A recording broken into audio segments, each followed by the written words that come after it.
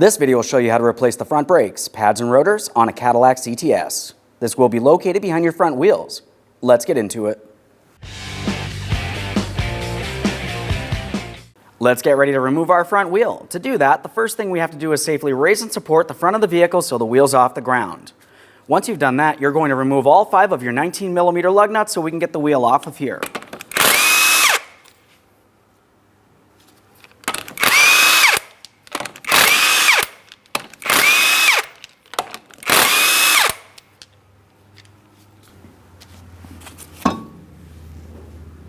Now that we have the wheel out of place, we've exposed our front brakes. Let's focus on the caliper.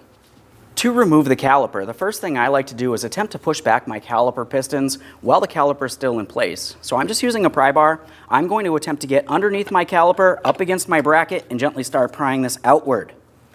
I'll make my way up along the top, repeat that same process here. Now once you do have movement, as you can see, we're going to make our way along the backside for our 2 caliper slider pins.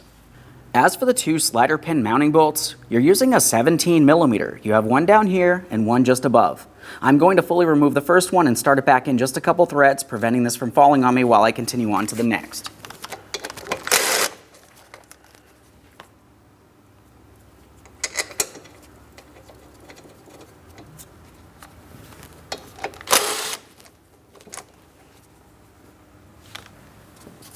I'm holding onto the caliper as I remove that first mounting bolt. Let's remove the caliper. Once you have it out of place, the next thing you have to do is inspect around the pistons. If you see any fluid around here, typically it's brake fluid, that means you have a bad seal and you're going to want to replace the caliper. This looks fine, so I'm going to set it aside, putting no pressure on my flex hose.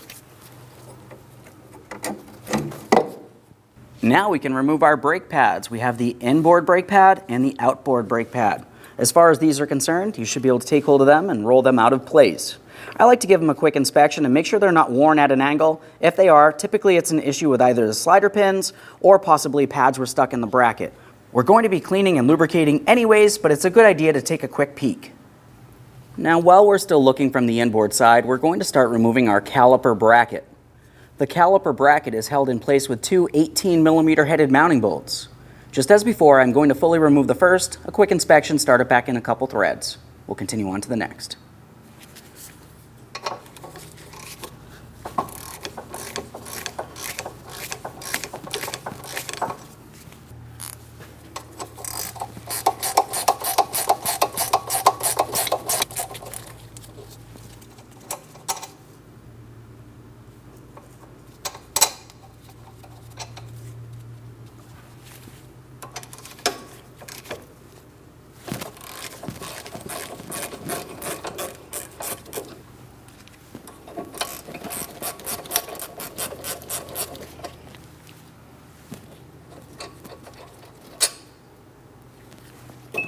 Of course, we're holding onto the bracket while we remove that bolt.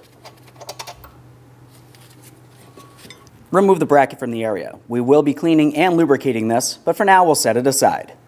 Now from along the outboard side here, we're going to pay attention along this area of the rotor. You might find that you have a T30 torque screw holding it in place. Let's remove that.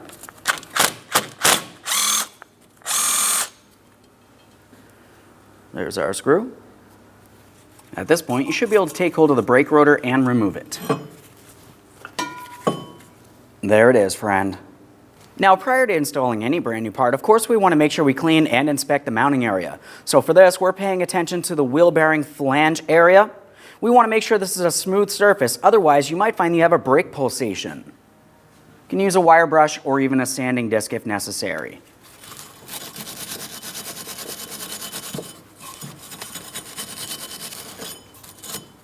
Okay. That looks pretty good. Of course, we'll go ahead and clean this down with some parts cleaner as well. I have a collection receptacle under here. And just a close inspection for any raised areas. Once it's clean, I always like to use some anti-seize on the wheel bearing mating surface here. Just make our way all the way around.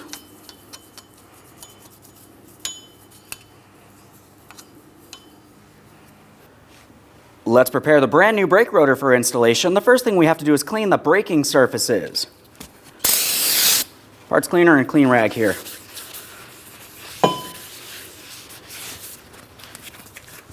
Make sure we clean the back side.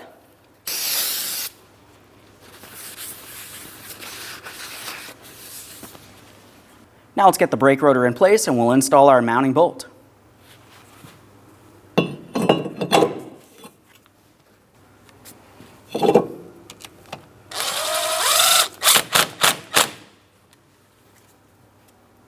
It's time to pay attention to our caliper bracket. We're going to remove everything from it, and then we're going to clean it, re-lubricate it, and install some brand new caliper bracket tins.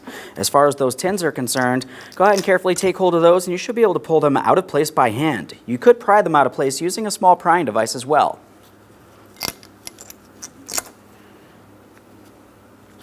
We'll set those aside for disposal. Now let's move along to our 2 slider pins. For those, we'll take hold of the pin, hold onto the boot, and slide the pin out of place. We'll use a clean rag to clean these down. At this point, you want to give it a thorough inspection. Make sure it's not rotted or damaged in any way.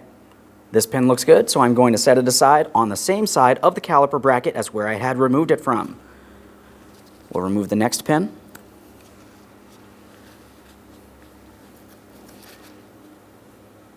That looks good as well.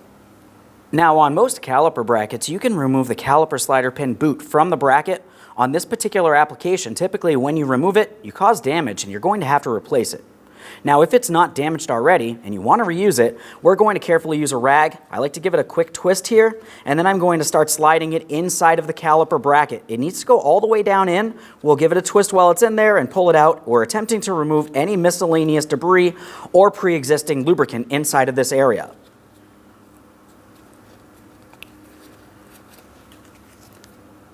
I'll just use this to help drive that in, being extremely careful not to cause any damage to my boot. Just a quick twist here.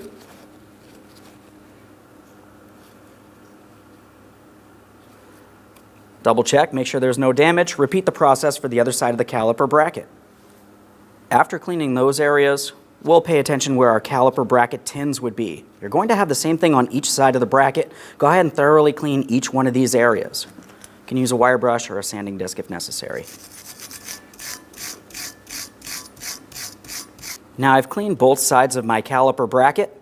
I'm going to add some high temperature caliper lubricant along each of the areas that I just finished cleaning. This is going to help with vibration dampening and noise reduction. It also helps keep moisture away from the area so it doesn't rust.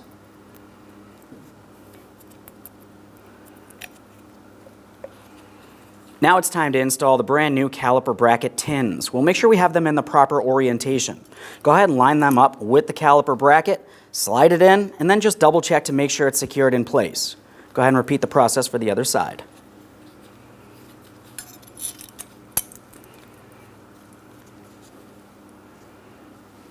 It's time to prepare to install the caliper slider pins. When adding your high temperature caliper lubricant, lubricate the entire smooth shafted area and make your way all the way up to this groove here. This is going to help keep moisture out of the area.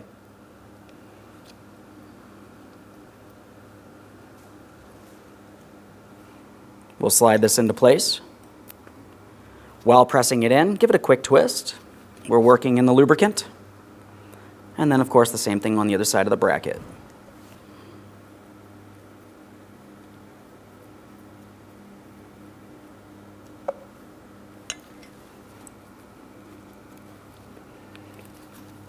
Let's get this over to the vehicle. So as we bring our caliper bracket in place, we're going over the brake rotor. Now we're going on the inboard side so we can install our 2 18mm mounting bolts. So now as we get this in position, we're going to start in each of our 18mm headed mounting bolts. Once they're all started in, we can snug them up and then torque them to 96 foot-pounds.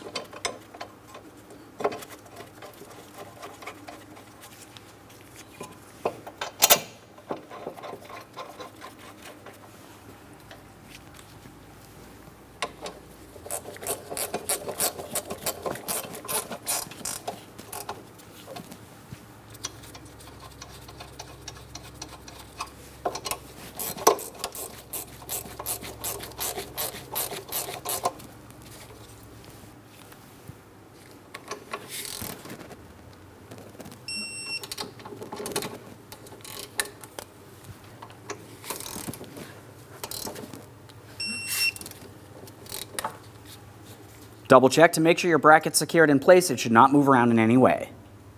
Now it's time to install our brake pads. We'll start with the inboard pad.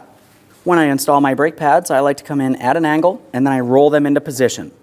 Now you should not have to hammer these into place. If you have to hammer them in, more than likely you did not clean your caliper bracket well enough.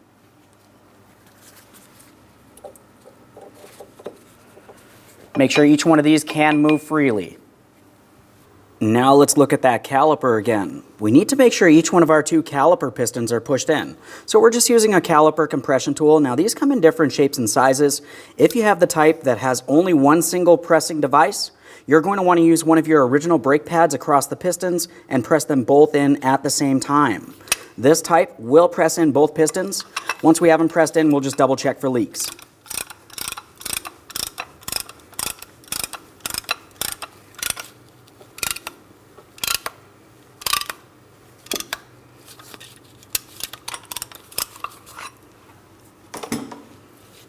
We're looking along where the seals are. No fluid there. That's exactly what we want to see. Let's use some high temperature lubricant along each one of our 2 caliper pistons and along the backside of each one of the 3 ears, essentially only on the areas that touch up against our brake pads. As we bring the caliper in position, pay attention to your brake flex hose. When we bring this up, we want to make sure the flex hose isn't twisted in a way that can cause restriction of brake fluid.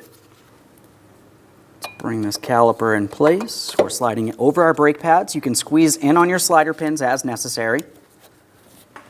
Double check that flex hose before you go any further, and we'll continue on to our slider pin mounting bolts. After you start in each of those, snug them up and then torque them to 46 foot-pounds.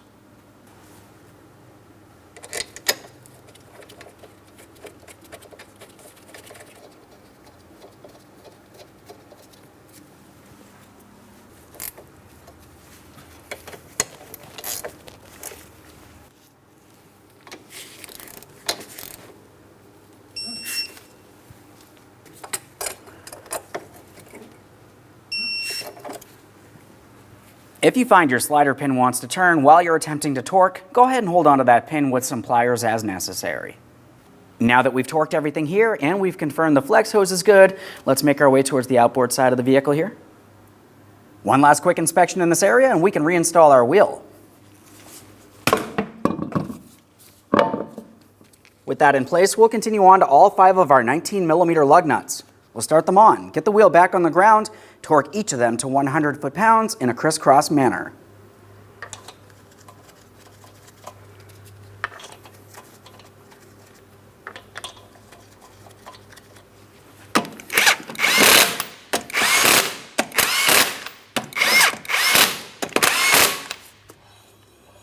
I've got the wheel back on the ground. Let's go ahead and torque these lug nuts to that 100 foot-pounds.